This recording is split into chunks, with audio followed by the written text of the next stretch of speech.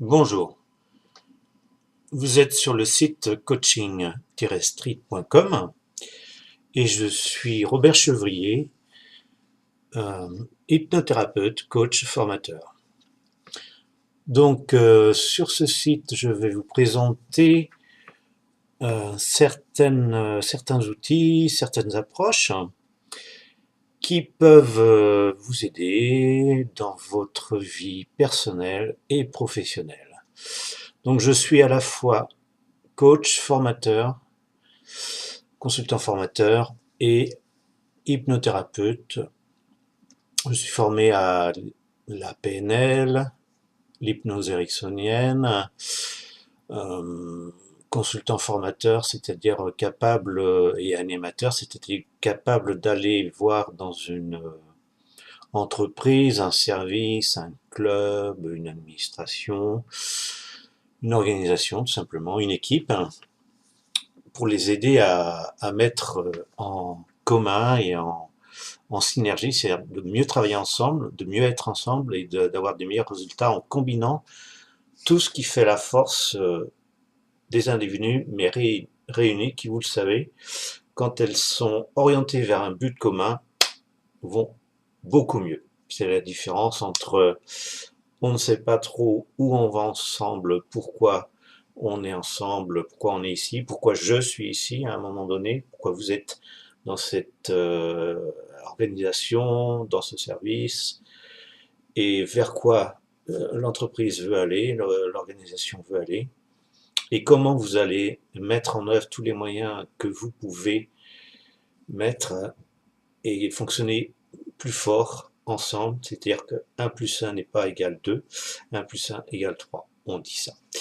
Donc ça, c'est niveau aide collective professionnelle, même si c'est du bénévolat en association. Et autrement, il y a au niveau individuel, donc la différence entre le coaching et les thérapies et les formations.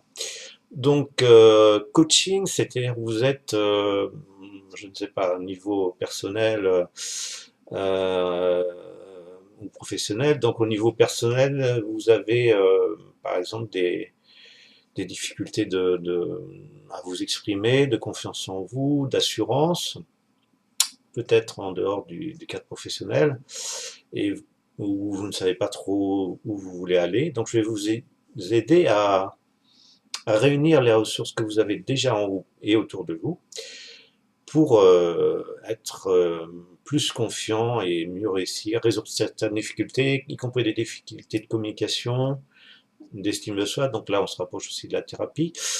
Et donc ça, c'est le coaching. Ça peut être le coaching, ça peut être pour un suivi sportif, pour avoir toutes les ressources euh, au moment utile, au moment T, j'ai envie de dire, par exemple pour une compétition, une réunion, un tournoi, c'est peut-être un tournoi d'échecs aussi, euh, et être vraiment prêt sur la ligne de départ et pour la durée de l'effort. Et si c'est sur une saison, bah, ça va être préparé, vous aider à vous préparer individuellement, mais aussi à l'intérieur d'une équipe. Donc le coaching peut être pour une équipe. Et donc, ça va être aussi pour la gestion du conflit, des conflits, la gestion du stress, fixation d'objectifs, gestion du temps, pardon, organisation. Donc, l'idée qui sous-tend tout ça, c'est qu'il y a un objectif vraiment supérieur pour lequel vous avez vraiment envie de vous mobiliser. Et ceci, vous allez le faire, vous le faites pour vous, mais aussi et aussi pour d'autres, les personnes directement ou indirectement concerné et ça donne plus de force, plus de levier à à ce que vous faites et les résultats qui peuvent être chiffrés. Alors ça c'était le côté coaching et donc formation, ça va être c'est proche du coaching dans ce que je fais, c'est-à-dire savoir comment, je disais, mieux utiliser ses ressources collectives. Et pour ça, ça demande d'apprendre des concepts, de quand ça marche, comment, quand ça marche pas, pourquoi, comment, et quand ça marche, comment c'est, Et donc il y a des concepts, mais des applications. Donc c'est un accompagnement, hein. Je suis animateur, c'est-à-dire que j'interviens dans une structure et je fais échanger les personnes sur ce pourquoi elles sont réunies, c'est quoi leur but commun. Et donc dans une démarche qu'on appelle la démarche cohésion. Donc ça c'était le côté formation, gestion de soi-même et gestion de ses relations et de ressources internes et externes. Et bon, le côté thérapie, bon, alors là, on change de cadre, même s'il peut y avoir besoin exceptionnellement parfois de thérapie pour une personne dans un service, dans une structure, mais ça se passe dans un autre cadre, c'est-à-dire que c'est ni du coaching ni de la formation, c'est fait de façon individuelle et en dehors de l'entreprise. Donc à ce titre, donc je reçois des particuliers, et ça peut être aussi des couples, ça peut être des familles, qui sont souvent en souffrance, moyenne à forte, ou légère aussi d'ailleurs. Donc ça peut être jusqu'à des formes d'invalidité, hein, psychologique. Donc c'est des personnes qui vont être quasiment malades, donc ça peut être des phobies très invalidantes, comme la phobie des transports. Ça peut être aussi une forme de dépression, même si je le dis ici, je ne suis pas du monde médical, donc je ne donne pas de diagnostic ni de pronostic. Je reçois les gens avec ce qu'ils me confient, et ils peuvent m'être envoyés par quelqu'un du monde médical. C'est encore mieux. Donc, difficultés de sommeil, des troubles obsessionnels compulsifs, vous savez, bon, la chose légère entre guillemets, mais qui peut être à la longue très gênante, c'est se ronger les ongles. Bon, tricoter le manis, arracher les cheveux, si ça existe. Euh, donc ça, ce sont proches des TOC. Donc manie de lavage, de comptage, angoisse, phobie, agoraphobie. Euh, donc aussi ce qui est en rapport avec le corps, ça peut être des allergies. Des allergies, on dit d'origine psychologique, c'est-à-dire que rien que de penser à, à ce qui est habituellement allergique, la personne a un effet. Donc je m'occupe de cette partie-là. Et grâce à, comment dire, à des visionnages de la situation habituellement inconfortable, je fais une transformation de ce que la personne, enfin j'aide une personne à faire la transformation de comment elle perçoit la situation qui avant la dérangeait beaucoup.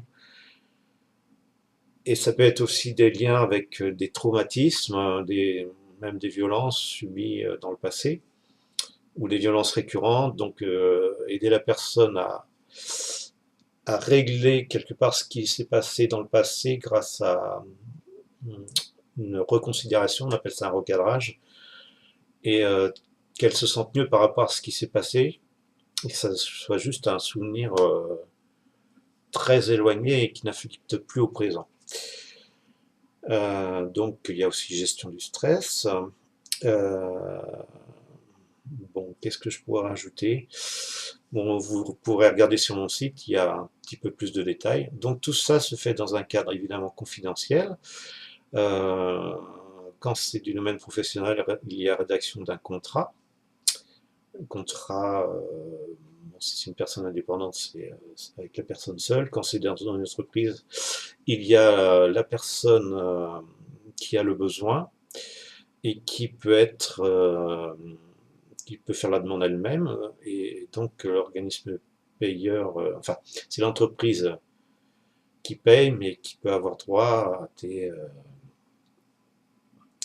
à un paiement par les organismes de formation, dans le cadre des droits à la formation, ou simplement à une formation professionnelle, puisque c'est considéré comme une formation, par exemple, dans le management.